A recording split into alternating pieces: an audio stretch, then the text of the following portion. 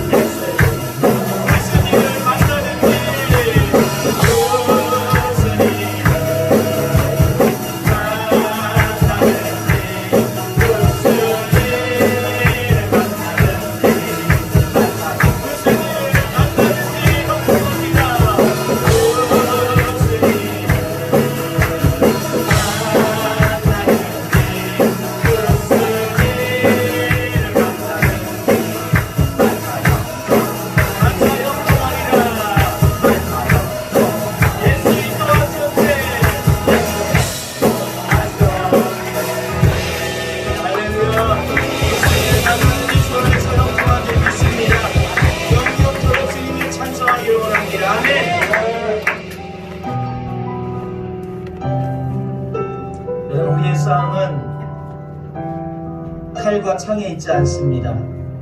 주님을 향한 믿음에 있는 줄 믿습니다. 우리가 이 시간 그 믿음으로 주님 앞에 고백하며 나가기를 원합니다. 이곳에 임하신 하나님 나라, 가난한 마음으로 알아보리라. 먼저 그 나라 그 뜻 구하며 나의 삶들이 주님이 맡기신 하나님 나라, 믿음의 눈으로 바라보리라. 하늘의 뜻이 이 땅 가운데 완성될 그날까지 이른나여 그 위에 서리라. 하나님의 나라는 무너지리라.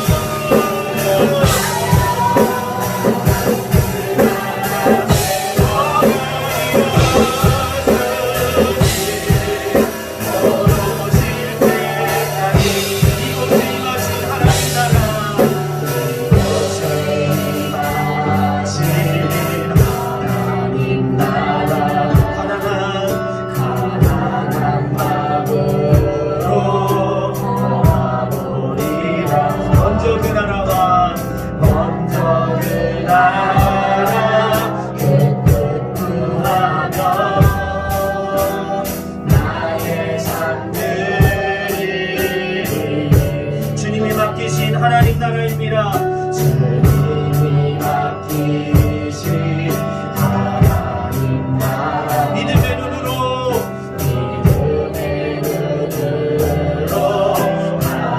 바라보리라. 하늘의 뜻이 이 땅 가운데 완성될 그날까지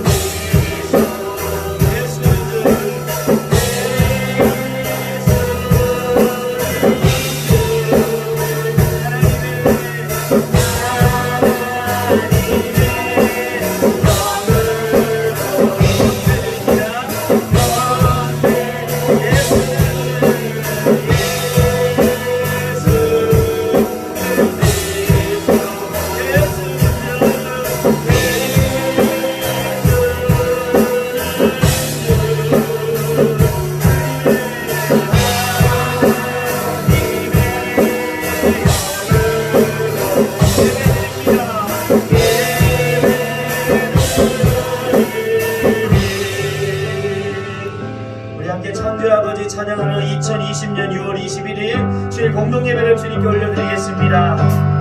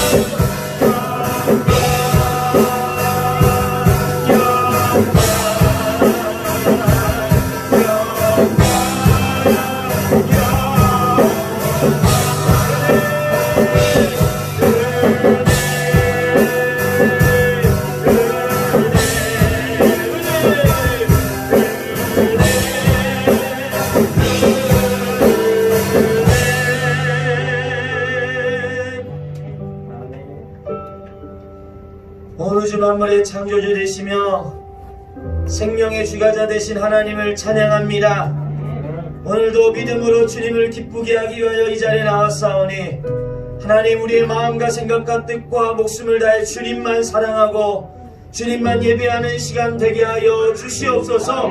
우리의 연약함이 있습니다. 주님, 우리의 약함이 있습니다. 하나님, 오늘도 우리의 결핍이 있습니다.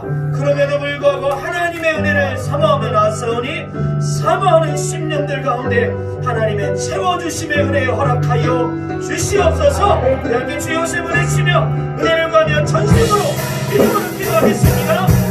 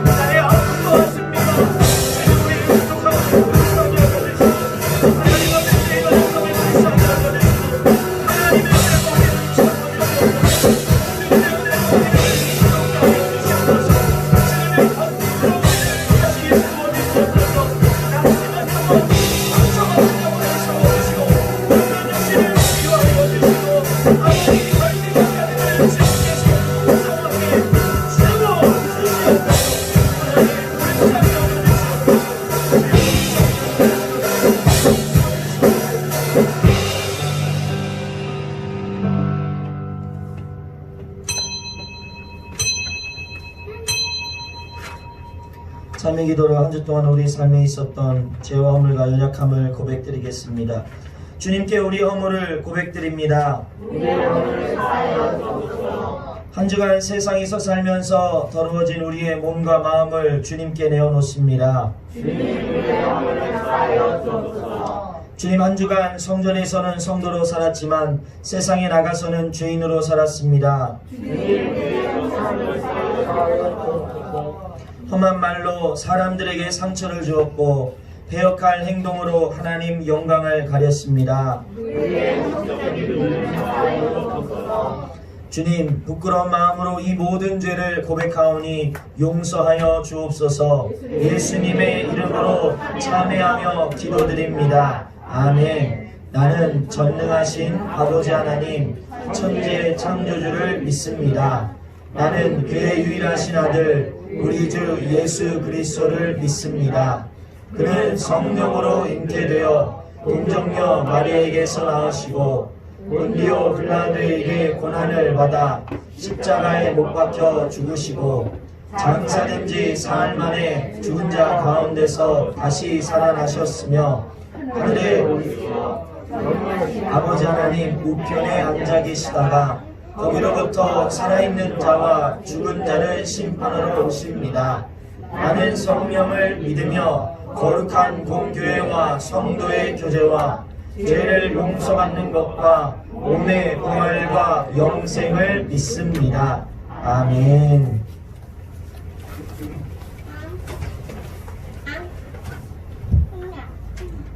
다 같이 기도드리시겠습니다.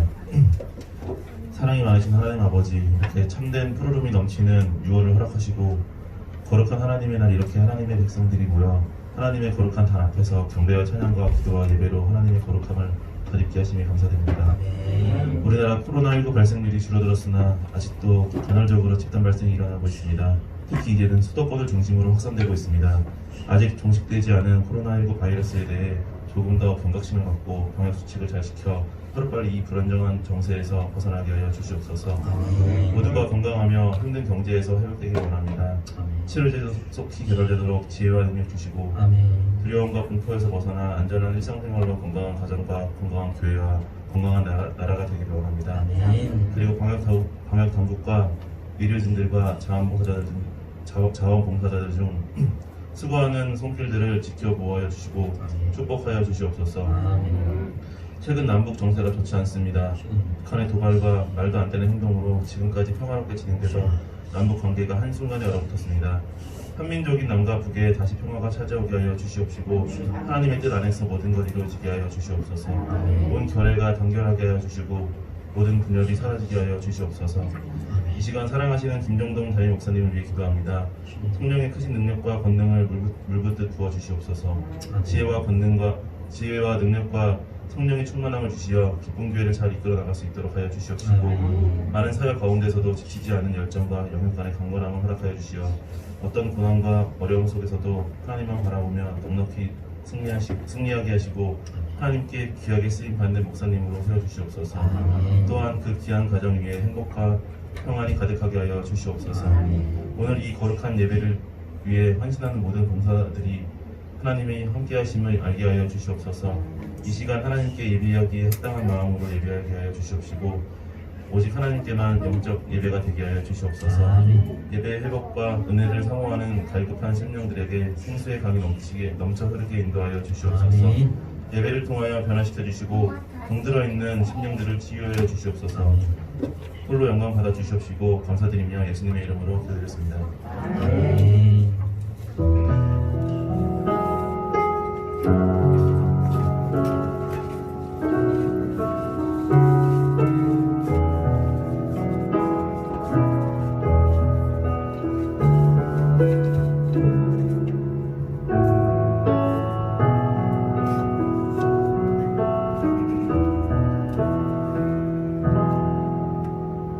할렐루야. 네, 오늘은 조한철 지사님께서 감사 나눔을 하겠습니다.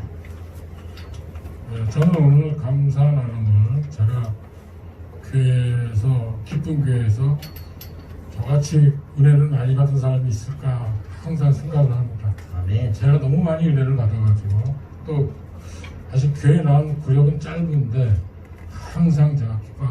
그 중에서도 제가 기쁜 교회 나와서 제일 처음 받은 은혜 여러분하고 나누는 것 갖고 싶습니다. 제가 기쁜 교회 나오기 전에 우리 정경희 목사님 인도로 나왔을 때 제가 힘든 두 가지가 있었습니다. 첫째는 제가 제 자신이 부끄럽고 창피했습니다. 아주 심했습니다. 또 하나는 제가 미래의 비전이 전혀 없더라고요. 사람 뭐 하나 이거 미래 비전도 없고 제 자신도 창피하고. 그래서 이제 제가 교회 나오다가 보니까 한 6개월, 7개월 지났을 때 저는 속으로 교회에서 나오면은 저 위에서 어떤 시그널을 줄 줄 알았습니다.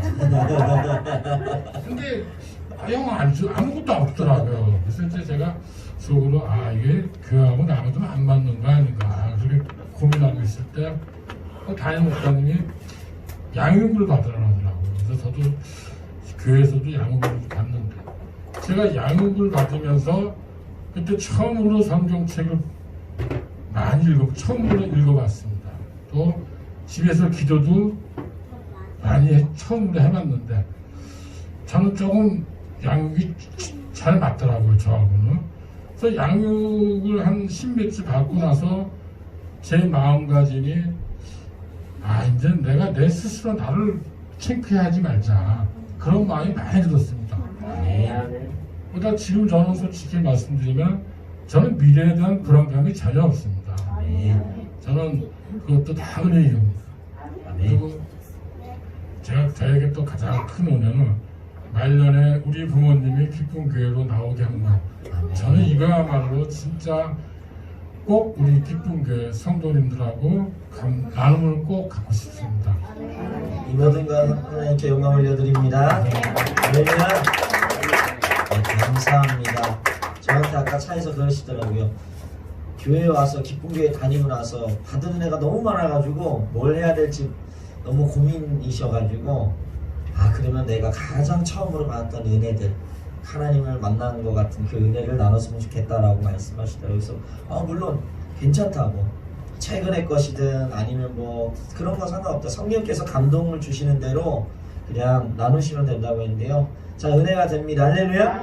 네, 하나님께서 우리 집사님을 분명히 택하시고 부르시고 그리고 하나님께서 그 자녀 삼으시고 날마다 은혜를 주시는 줄 믿습니다. 네, 우리 찬송가 우리 성도의 교제해야 되는데 잠깐 요즘에 이 교제하는 걸 깜빡깜빡 해가지고 하도 나라에서 거리두기를 하는 거니까 인사도 못하는 것 같아요. 우리 마스크 썼으니까 우리 그냥 옆에는 보지 마시고 이렇게 한번 인사해 보겠습니다. 잘 되고 있습니다. 잘 되고 있습니다. 기도하면 더 잘 됩니다. 기도하면 더 잘 됩니다. 아멘. 제가 뉴스를 봤는데요.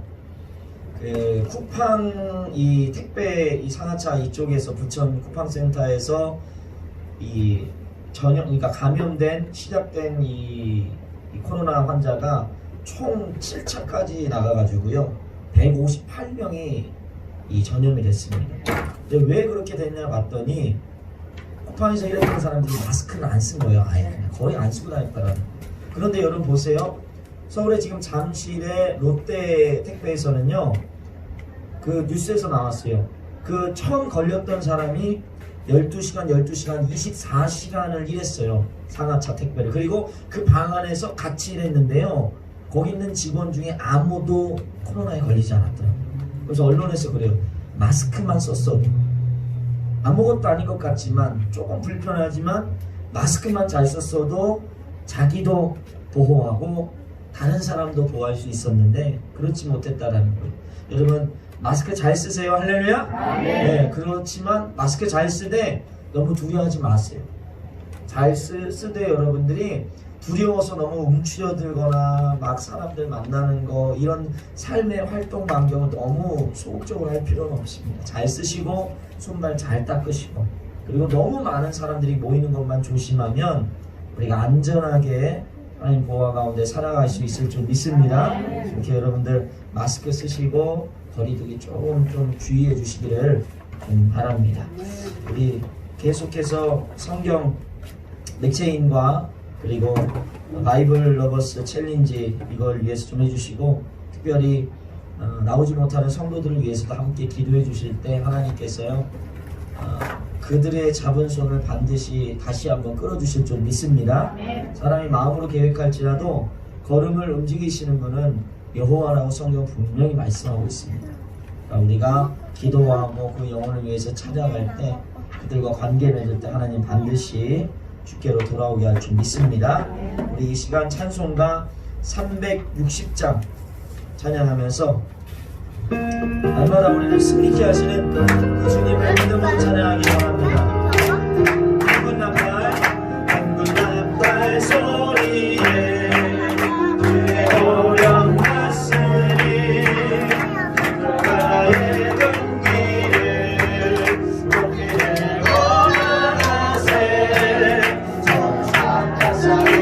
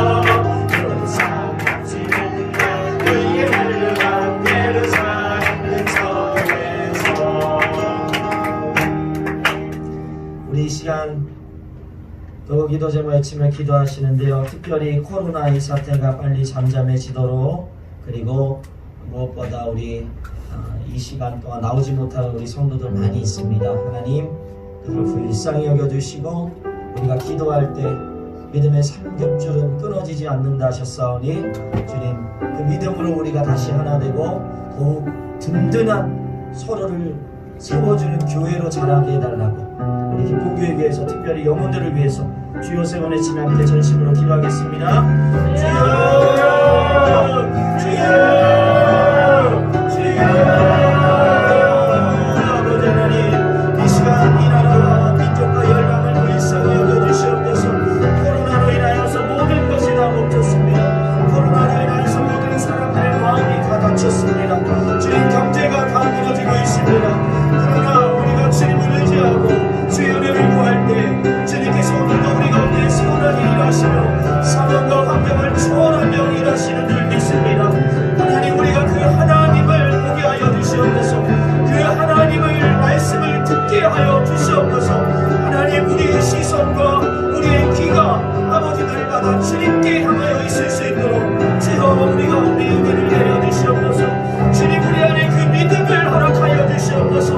다른 것으로 할 수 없사오니 믿음의 선한 싸움을 싸우게 하여 주시옵소서. 믿음으로 오늘도 이기게 하여 주시옵소서. 믿음으로 오늘도 나아가게 하여 주시옵소서. 아버지 하나님, 우리의 삶의 절망들과 우리의 삶의 낙심들과 나의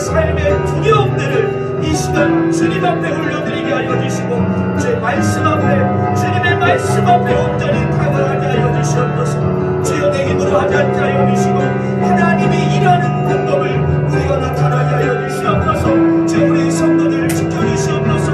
우리 성도들의 믿음을 지켜주시옵소서. 아버지 우리 성도들의 가정과 자녀들과 생업과 학업과 건강을 주님 지켜주시옵소서. 아버지의 은혜가 필요합니다. 하나님의 전적인 은혜가 필요합니다. 주여 불쌍히 여겨주시고 주님께서 함께해 주시옵소서.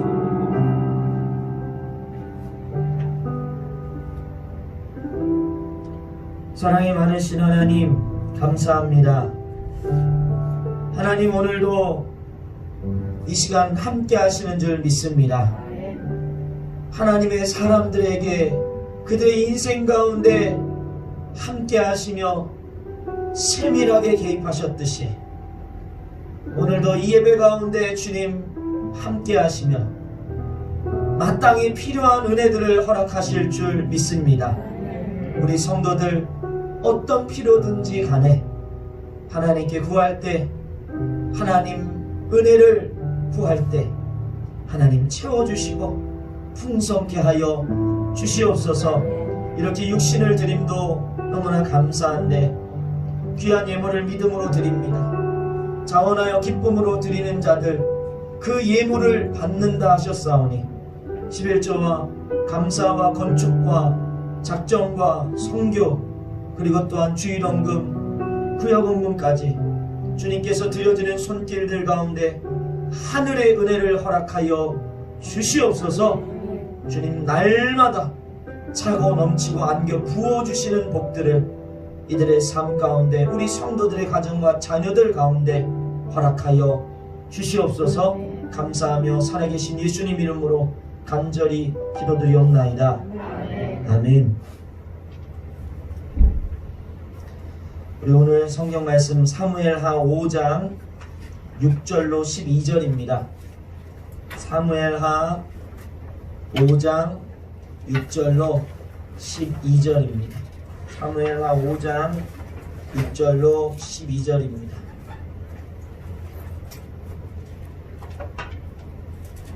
제가 읽겠습니다. 왕과 그의 부하들이 예루살렘으로 가서 그 땅 주민 여부스 사람을 치료하며 그 사람들이 다윗에게 이르되 네가 결코 이리로 들어오지 못하리라. 맹인과 다리 저는 자라도 너를 물리치리라 하니 그들의 생각에는 다윗이 이리로 들어오지 못하리라 함이라. 다윗이 시온 산성을 빼앗았으니 이는 다윗 성이더라. 그날에 다윗이 이르기를 누구든지 여부스 사람을 치거든 물 깊는 데로 올라가서 다윗의 마음에 미워하는 다리 저는 사람과 맹인을 치라 하였으므로 속담이 되어 이르기를 맹인과 다리 저는 사람은 집에 들어오지 못하리라 하더라. 다윗이 그 산성에 살면서 다윗성이라 이름하고 다윗이 밀로에서부터 안으로 성을 둘러싸으니라. 만군의 하나님 여호와께서 함께 계시니 다윗이 점점 강성하여 가니라. 우리 왜 이렇게 안 넘어가요?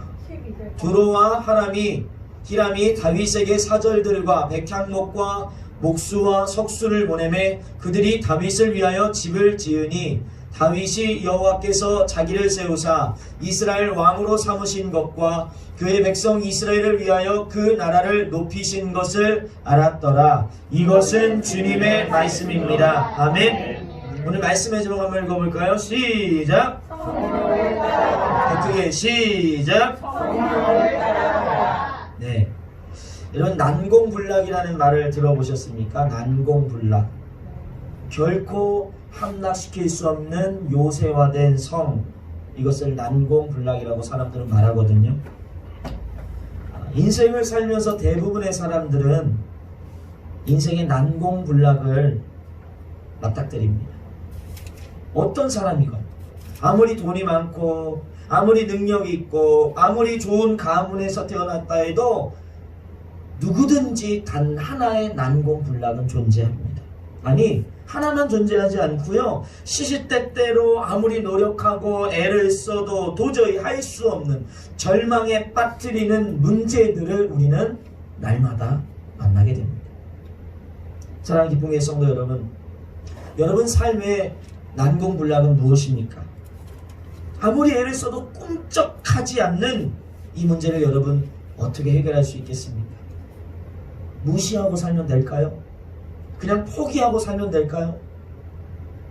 본문의 다윗은 당시 난공불락이라 불렸던 이 예루살렘 성을 눈앞에 두고 있습니다.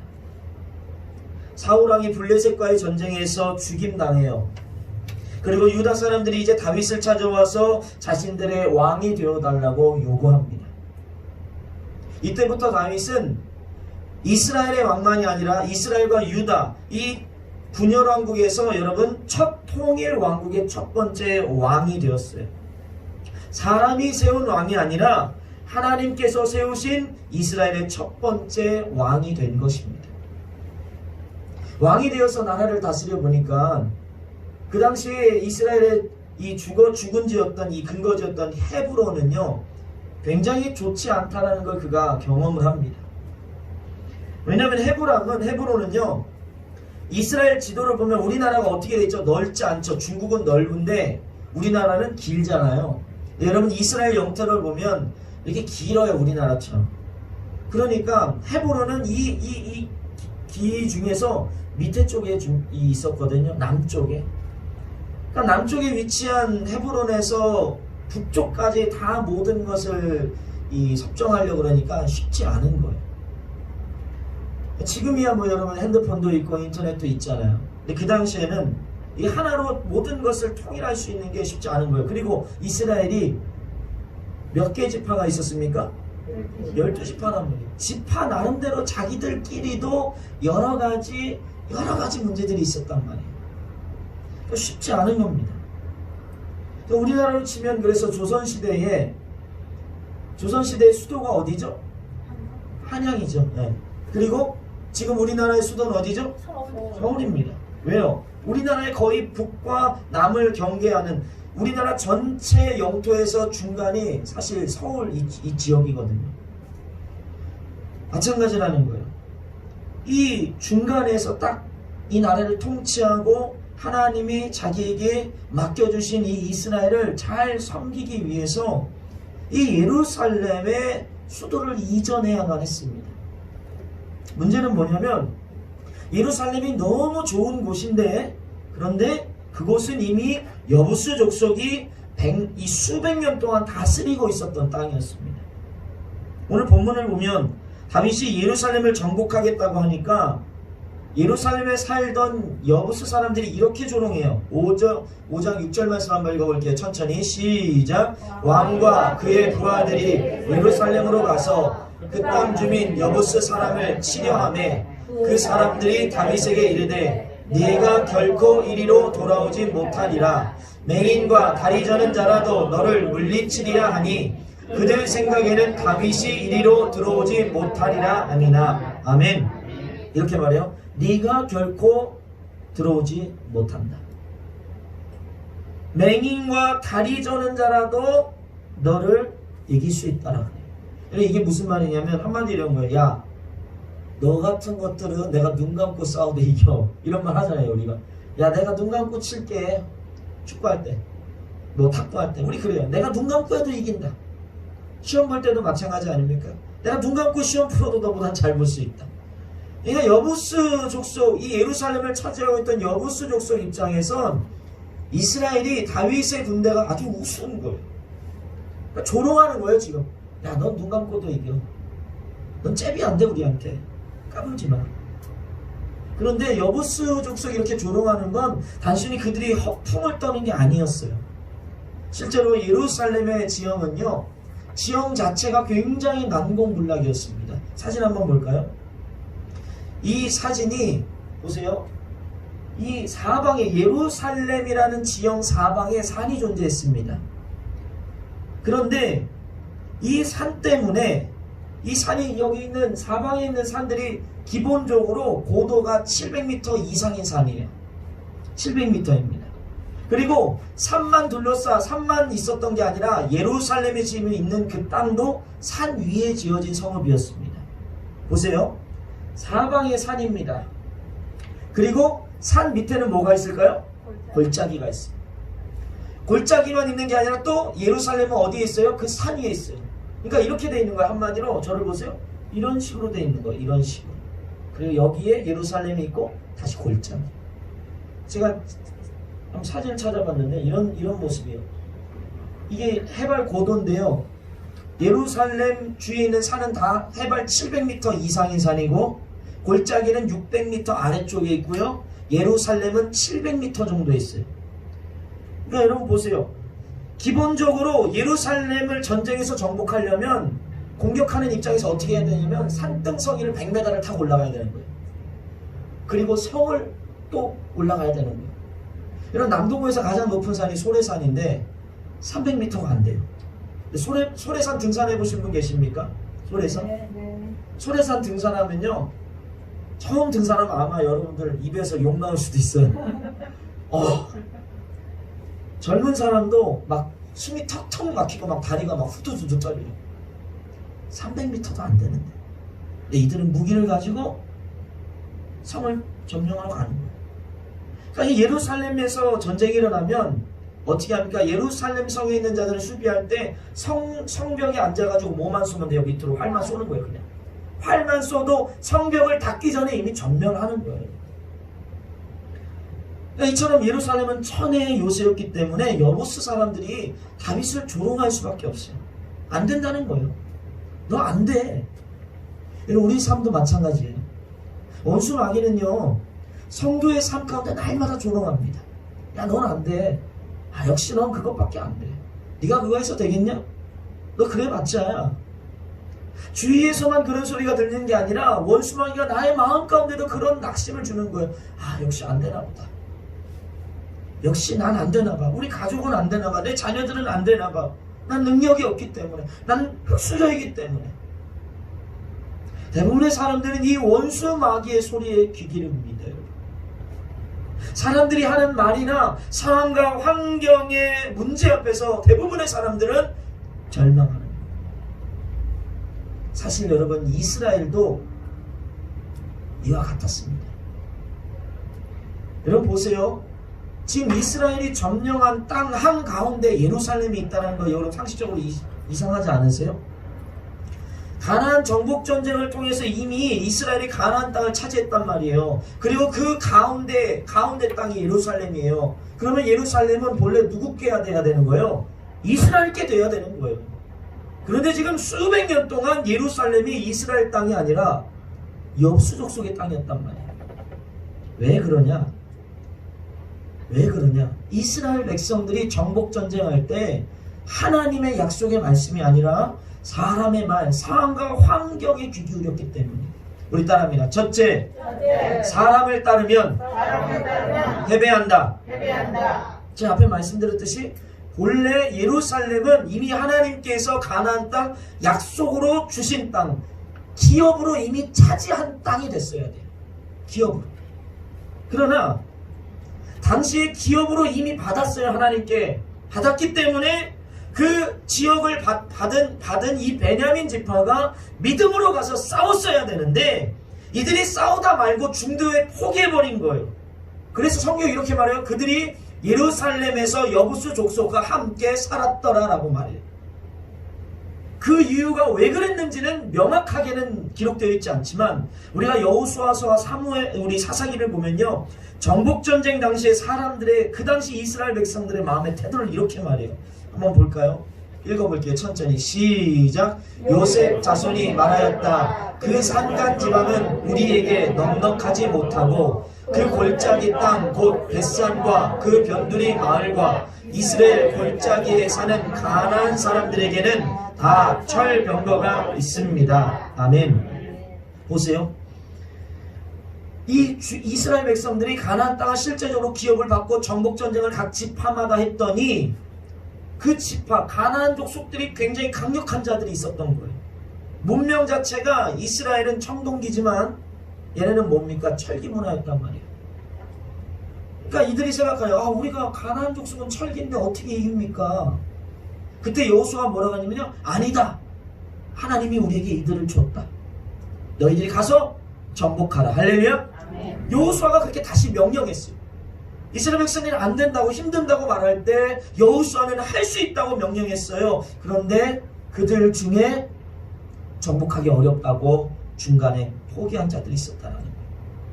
아마 그 포기의 내면에는요, 지금 이 사람들이 말했던 것처럼 부정적인 말, 그리고 불리한 상황과 환경 때문에 중도를 포기했을 겁니다. 문제는 이 사람의 말, 원수 마귀의 말을 따랐던 이 작은 일이요, 결국 사사시대의 이스라엘의 엄청난 타락으로 이어져 버립니다.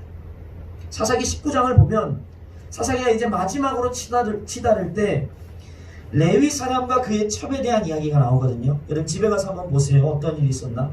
그런데 이 레위 사람이 그의 첩과 함께 여부스 가까이 가는데 그 여부스에 뭐가 있었냐, 바로 예루살렘 성읍이 있었어요. 그래서 그들이 여행을 했기 때문에 그곳에서 한 사람에게 자기들을 재워달라고 부탁을 합니다.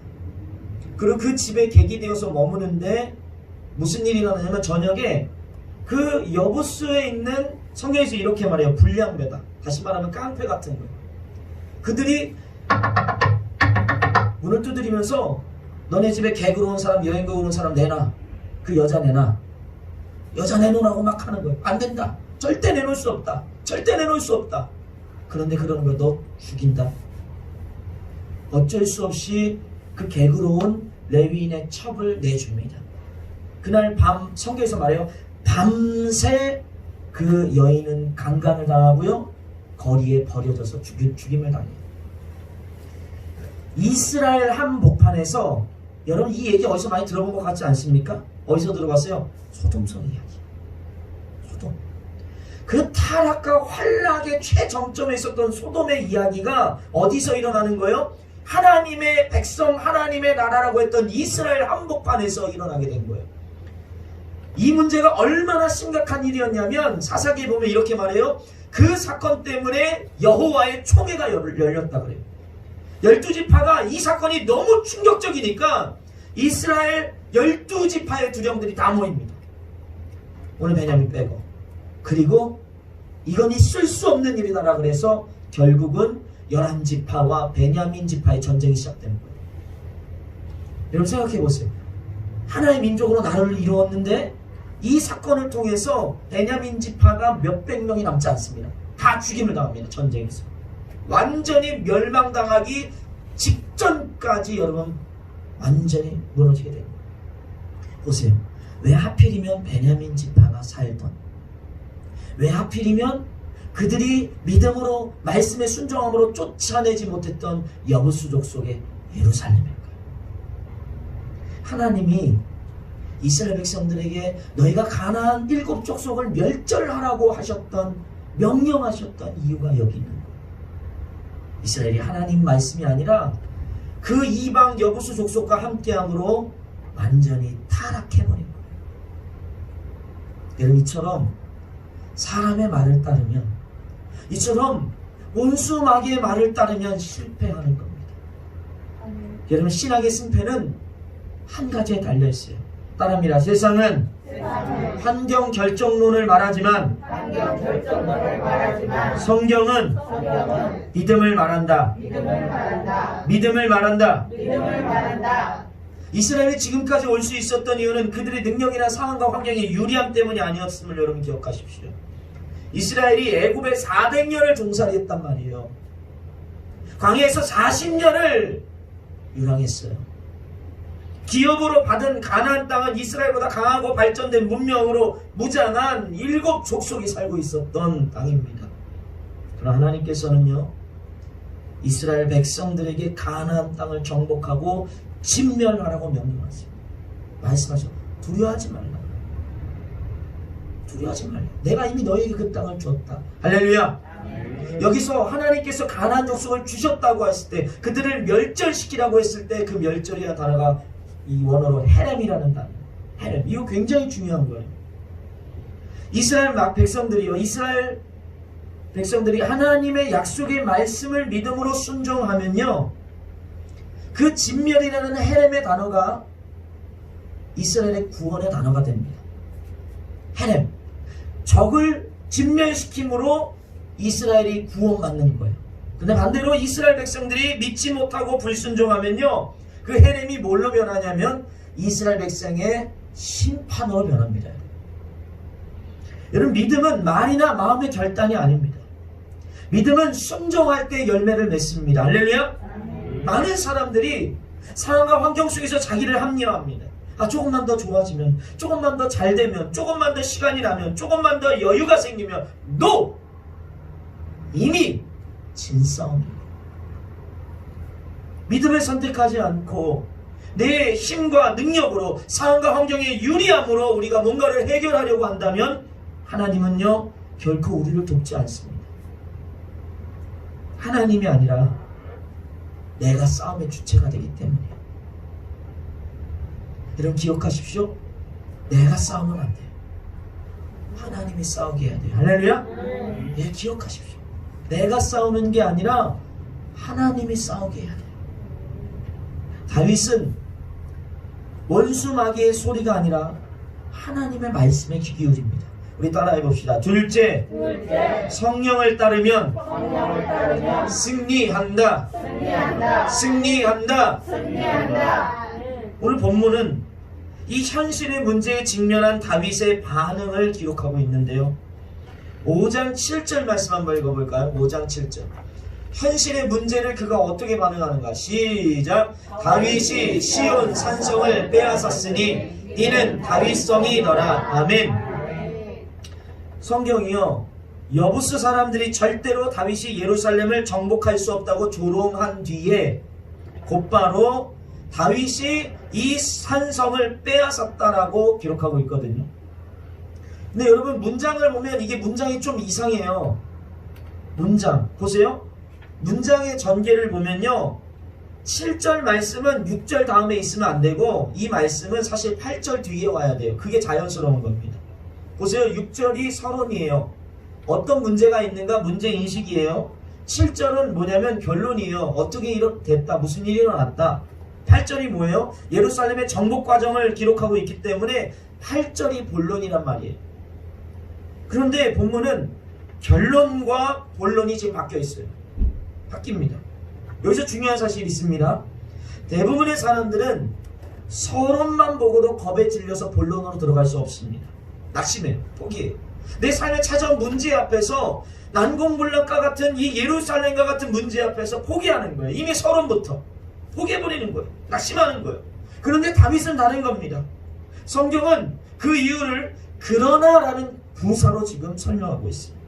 우리 한겨레 성경에는 이 그러나라는 게 없는데 원어 성경과 영어 성경을 보면 이 6절과 7절 사이에 그러나 다윗이 시온 산성을 빼앗았다라고 말하고 있어요.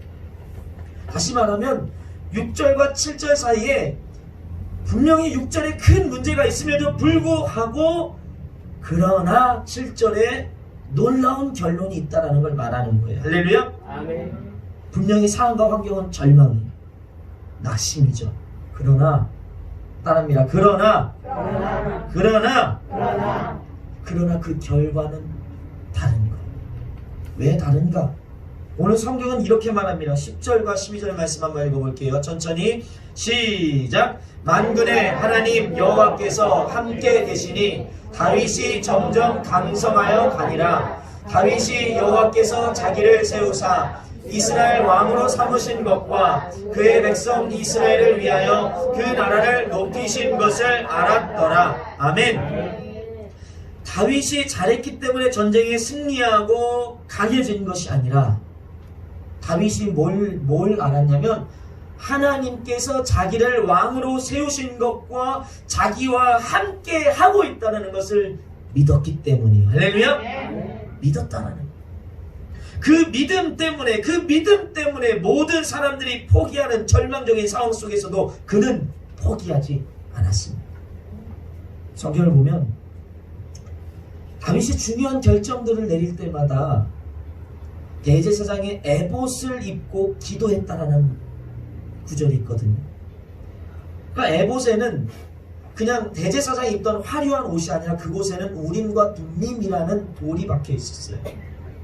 근데 그 돌이 뭐냐면 대제사장들이 하나님 앞에서 뭔가 중요한 결정을 내릴 때 하나님께 물었던 돌이에요. 하나님은 그 돌을 통해서 이스라엘을 향한 거룩한 뜻을 그 돌을 통해서 알려주셨거든요. 그리고 다윗은 그걸 안 거예요. 하나님이 말씀하실 때 그것을 순종하면 하나님이 역사하는 거 그거 안 거예요. 그러니까 자기의 뜻대로 상황과 환경이 흘러가는 대로 뭔가 타협하거나 하지 않고요. 그가 중요한 결정을 내릴 때마다 이 우림과 둠밈의 질문을 했을 거예요. 그리고 하나님의 말씀에 귀를 기울였던 거예요.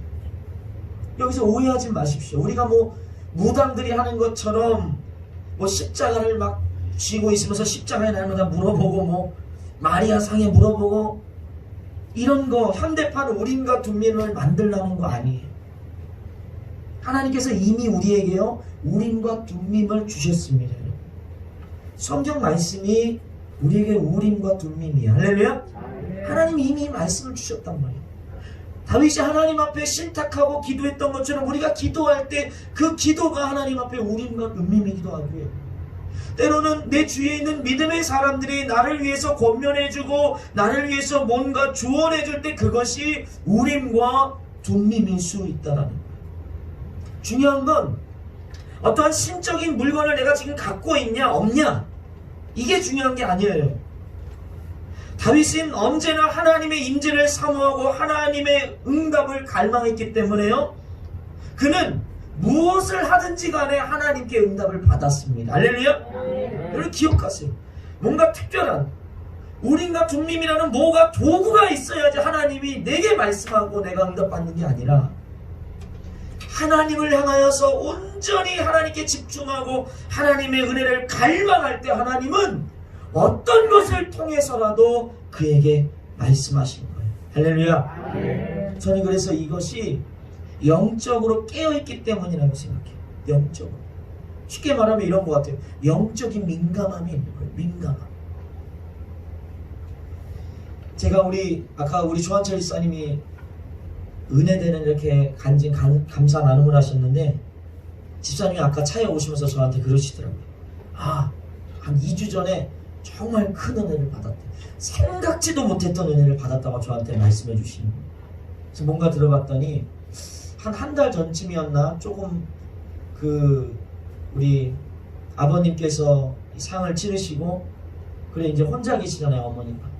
그러니까 제가 마음속에 그런 걱정을 하나 해주시더라고요. 밥을 어떻게 드실까? 힘드실 때는 날도 더워지고. 그래서 이런저런 얘기하다가 복지관에서 이제 몸이 이제 연약하고 또 연세가 있으신 어르신들에게 이제 막 이 급식을 이게 해주시는 게 있거든요. 그거라도 좀 되면 좋겠다라는 생각이 들어서 그거 한번 알아보셨냐고 말씀드렸어요. 그러니까 우리 집사님도 그걸 알아보니까 그 순서가 이미 꽉 차 있다라는 거예요. 다 차 있대. 그러면서 그렇게 말씀하시더라고요. 그게 이미 다 결정돼 있고 몇 년을 기다려야 될지 모른다고 하시면서 그렇게 말씀하세요. 사람이 중간에 몇 명 죽어나가야 거기 들어갈 수 있다는 거예요. 그렇지 않으면 안 된다는 거예요. 제가 그 말을 딱 듣는데 차에서 운전하면서 듣는데 성령께서 제게 그 마음을 주시더라고요. 믿음으로 기도해라. 제가 집사한테 말씀드렸어요. 집사님 믿음으로 기도하고 기다리세요. 신청하세요. 믿음으로 기도하시면 됩니다라고 했어요. 그런데 한 2주 전에 연락이 왔대요. 복지관에서 갑자기. 그러면서 그 자리가 갑자기 나가지고 그게 된 거예요. 할렐루야. 그러면서 집사님 그래요.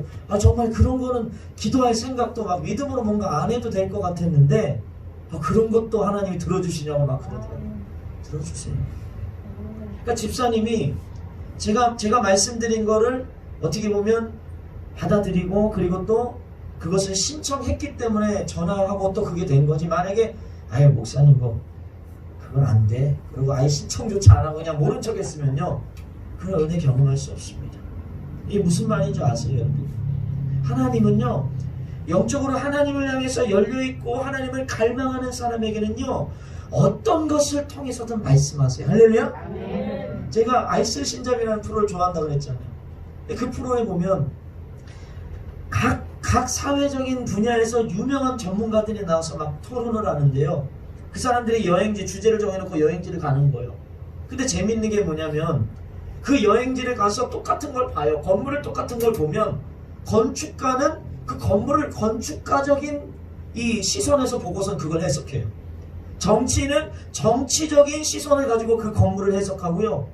그리고 또 여러 가지 과학자는 과학의 원리로, 음악가는 음악의 원리로 똑같은 것을 보는데 해석이 다 다른 겁니다. 왜 그러냐면 사람마다 자기가 민감하게 생각하고 있고 열려있는 분야가 있기 때문에. 마찬가지예요. 여러분의 영적인 안테나가 하나님께 맞춰져 있다면 어떤 것을 통해서든 하나님은 응답하십니다. 할렐루야. 여러분 너무 잘 아는 존 칼빈이 기독교 강의에서 이런 말을 했어요. 땅, 바위, 풀 한 포기와 같은 자연 만물을 통해서 하나님의 영광과 신성을 발견할 수 없다면 구원받은 하나님의 자녀가 아니다라고 분명히 말해요. 하나님의 계시는요, 어떠한 특별한 사건이나 어떠한 특별한 능력을 가진 사람에게만 일어나는 게 아니에요.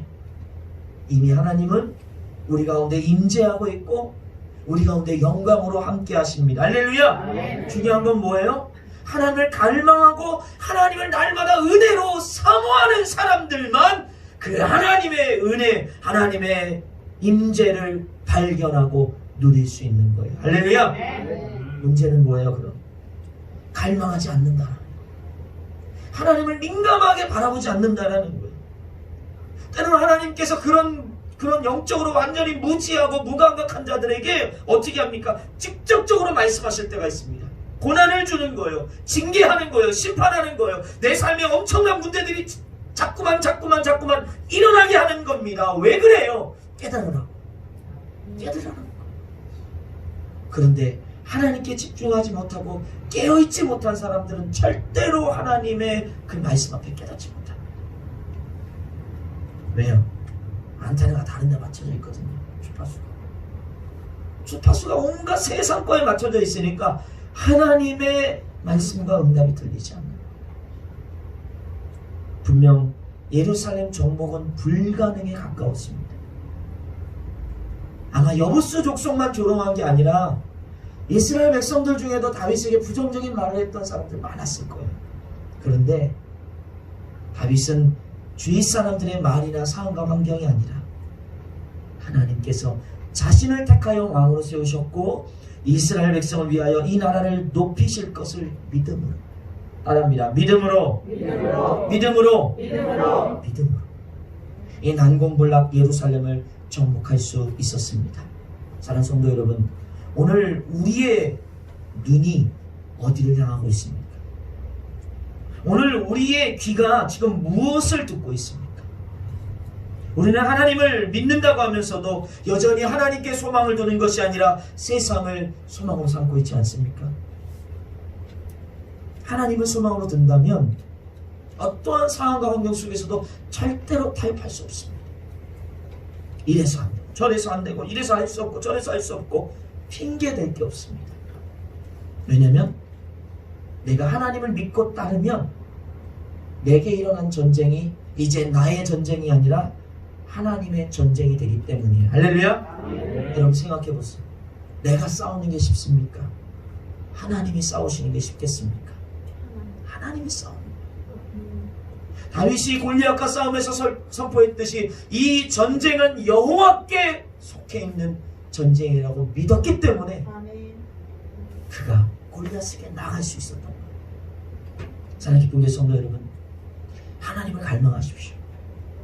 오늘도 우리의 주파수를 하나님께 맞추시기를 축복합니다. 할렐루야. 여러분 그렇게 하나님을 갈망하고 하나님께서 날마다 하나님께 나아갈 때마다 하나님은 다윗과 함께 하심으로, 오늘 성경은 말해요, 그가 하나님이 함께 하심으로 점점 강성하게 되었더라. 할렐루야. 우리도 마찬가지.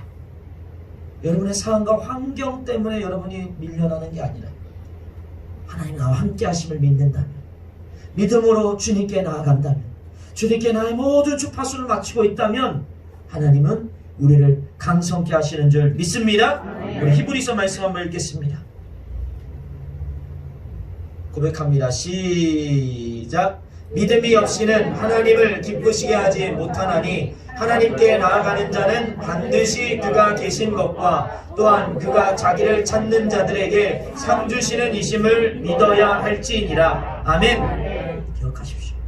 우리의 무기는 우리의 힘, 능력이 아닙니다. 우리의 무기는 믿음에 있는 줄 믿습니다. 오늘도 믿음으로 살면, 오늘도 믿음으로 순종하면 하나님은 반드시 여러분 인생을 감성케 하실 줄 있습니다. 우리 이렇게 고백하겠습니다. 믿음으로 살자. 믿음으로 살자. 믿음으로 살자. 믿음으로 살자. 따릅니다. 믿음으로 순종하면 믿음으로 순종하면 만들어 사용하신다. 만들어 사용하신다. 믿음으로 순종하면 믿음으로 순종하면 만들어 사용하신다. 만들어 사용하신다. 할렐루야. 아멘. 다윗의 이야기가 우리의 이야기 되기를 주의 이름으로 축원합니다. 이 시간 기도하겠습니다.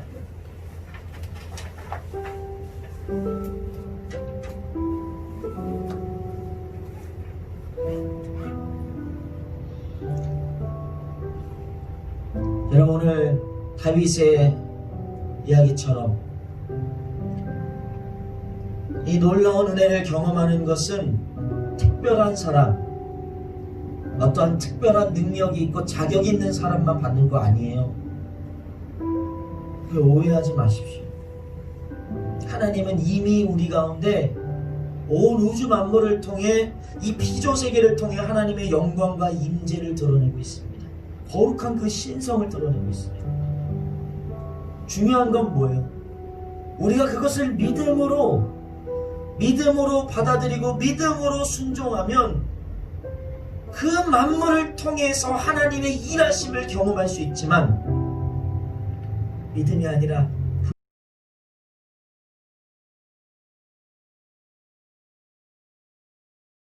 불신과 불순종으로 나가면 어떠한 상황과 환경 속에서도 하나님을 볼 수 없습니다. 하나님의 은혜 경험할 수 없어요. 여러분, 우리 이런 어리석은 자 되지 말고 다윗과 같이 날마다 하나님께 묻고 하나님을 가까이 하고 하나님을 자신의 왕으로 삼기를 축복합니다. 그럴 때 하나님, 여러분의 삶에 어떠한 이 예루살렘과 같은 어떠한 난공불락의 문제가 할지라도 하나님은 정복하게 하십니다. 여러분 삶에 난공불락과 같은 문제들을 맡겨드리십시오. 이 시간 절망의 문제들, 나를 자꾸만 넘어뜨리는 문제들, 나를 낙심하게 하는 문제들, 괴롭히는 문제들, 아픔을 주는 문제들, 원수마귀의 소리들을 다 주님께 맡겨드리며 주님만을 신뢰하게 하여 주시고 믿음으로 주님께 순종하게 해달라고, 그렇게 주의 말씀을 따라가게 해달라고 우리 주여 세 번 외치며 믿음을 구하며 전심으로 기도하겠습니다. 주여, 주여, 주여. 아버지 하나님 오늘도 우리 가운데 말씀하시는 분이십니다. 하나님, 다윗 가운데 응답하여 주셨고 다윗 가운데 말씀하여 주셨듯이 오늘도 우리 삶 가운데 말씀하여 주십니다. 오늘도 우리 삶 가운데 응답하시는 분이신 줄 믿습니다. 그러나 우리가 우리의 영적인 주파수를 열고 주님께 우리의 그 영혼을 맞추지 않는다면, 민감하게 주님께 반응하지 않는다면, 아무리 하나님이 말씀하셔도, 아무리 하나님께서 역사하셔도 아무것도 받을 수 없는 것을 깨달았사오니 이 시간 우리의 다른 곳에 있었던 우리의 전과 우리 안에 있는 모든 한테를 주님께 맡겨 집중하게 하여 주시옵소서. 온전히 말씀을 따르게 하여 주시고 주님께 날마다 기도하며 물을 때에 주님께서 우리 가운데 응답하여 주시고 주님의 선하신 뜻을 이루어 주실 줄 믿습니다. 사랑하는 우리 기쁨의 성도들, 세상에 귀 기울이지 않게 하여 주시고 하나님께 귀 기울이는 자 되게 하여 주시옵소서. 세상의 말에 상처받고 세상에 보여지는 것 앞에 주눅들지 않게 하여 주시고 하나님 말씀 앞에 오늘도 믿음으로 반응하게 하여 주시옵소서. 믿음으로 주를 경험하게 하여 주시옵소서. 믿음으로 주님의 은혜 가운데 날마다 나아가게 하여 주시옵소서. 주여, 우리 가운데 은혜 내려 주시옵소서. 주님, 우리의 연약함을 주님이 하시니, 주님, 우리의 연약함을 주님이 하시니, 주님 불쌍히 하여 주시옵소서. 주님 불쌍히 하여 주시옵소서. 우리 가운데 믿음의 믿음을 더하여 주시옵소서. 믿음의 믿음을 더하여 주시옵소서. 아버여 우리의 수고와 무너짐을 주님께 맡겨드리기를 원합니다. 하나님이 진정한 우리의 왕이 되게 하여 주시옵소서. 하나님이 진정한 우리의 주인이 되게 하여 주시옵소서. 나의 삶을 창조하시고 나의 삶을 계획하신 그 하나님만을 따르게 하여 주시옵소서. 주님, 우리를 불쌍히 여겨 주시고 날마다 함께 하여 주시고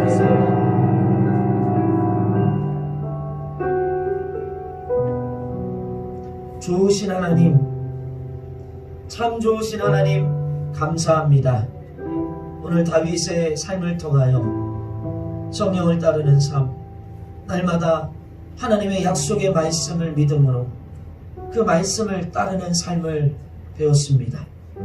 상황과 환경이 아무리 어려울지라도, 아무리 원수 마귀가 우리를 정죄하고 우리를 비난할지라도, 조롱할지라도 우리의 눈이 하나님을 보게 하여 주시고 우리의 귀가 하나님의 말씀에 귀 기울일 때 하나님은 어떠한 상황과 환경 속에서도 반드시 이기게 하실 줄 믿습니다.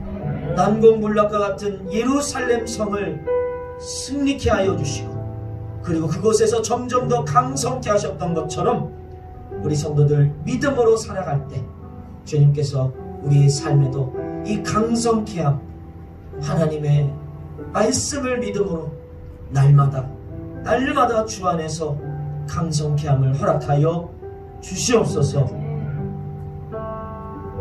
이제는 세상을 구속하기 위하여 십자가 위에서 모든 물과 피를 쏟으신 우리 주 예수 그리스도의 크신 은혜와 독생자까지 아낌없이 우리에게 내어주신 하나님의 무한하신 사랑하심과 세상 끝날까지 우리와 항상 함께 하시겠다 약속하신 성령님의 감화 감동 교통 역사 내주하심의 은혜가 성령을 따라가기를 원하는, 그래서 주가 주시는 은혜로 강성해지기를 원하는 사랑하는 기쁨의 성도들 머리 위에 그들의 가정, 자녀들, 학업, 직장, 건강, 무엇보다도 이 나라와 조국교회와 열방 위에 지금으로부터 영원토록 함께 하시기를 간절히 축원하옵나이다.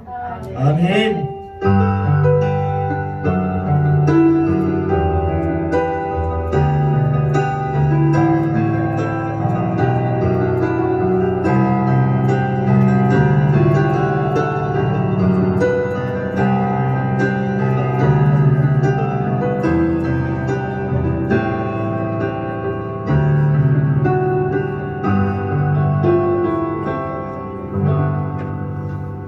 날마다 우리를 승리케 하시는 하나님께 영광 박수 올려드립니다. 할렐루야.